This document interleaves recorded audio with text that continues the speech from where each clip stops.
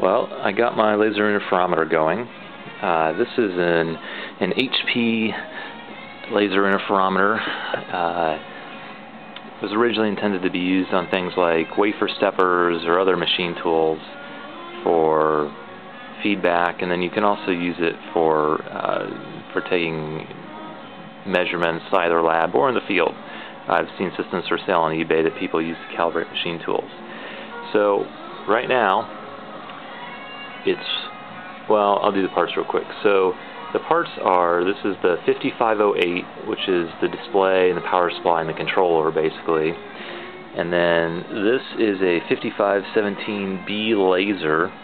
It's a helium neon 2-frequency laser. And then this was the complicated part, is this cable that connects the laser to the controller that I had to make, because the 5517 was not intended to go with the 5508, but it works fine. Then you've got the laser receiver, so this is a 10780C. This is the actual interferometer. I could be wrong on this, but basically I think it's a polarizing beam splitter inside the cube here.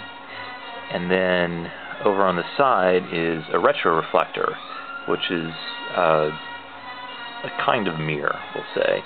And then down here I have my super horribly rigged measurement retroreflector.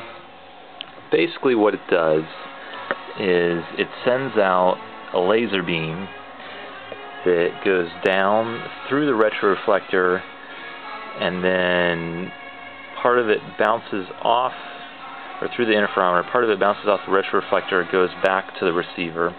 The other part goes down to the measurement retroreflector, bounces off, comes back, and goes into the receiver as well. I just bumped it, so we'll see if my alignment stays good. Normally you'd have this fixtured down a lot better. I'm just playing with it to make sure it works.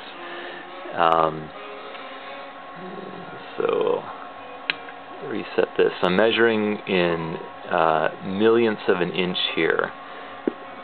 So this is me hitting the floor with my hand. I'm in my basement on a concrete floor, so I'm probably moving the carpet and moving this board that's sitting on top of it. But anyway, so let's see if I can get both these things in the shot here. So I'm going to move the mirror by hand, and I just bumped it.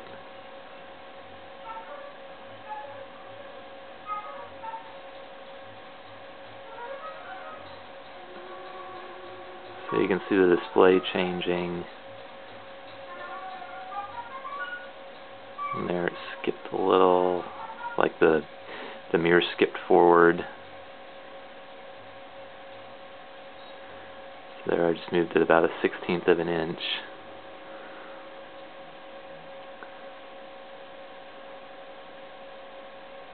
Moved it a 1/10, an 1/8.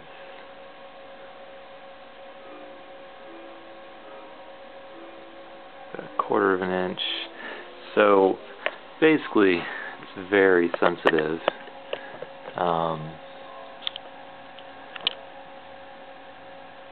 So there it's pretty stable. Well, sort of. I think my my fixturing of the reference retroreflector is not that great, but let's see if.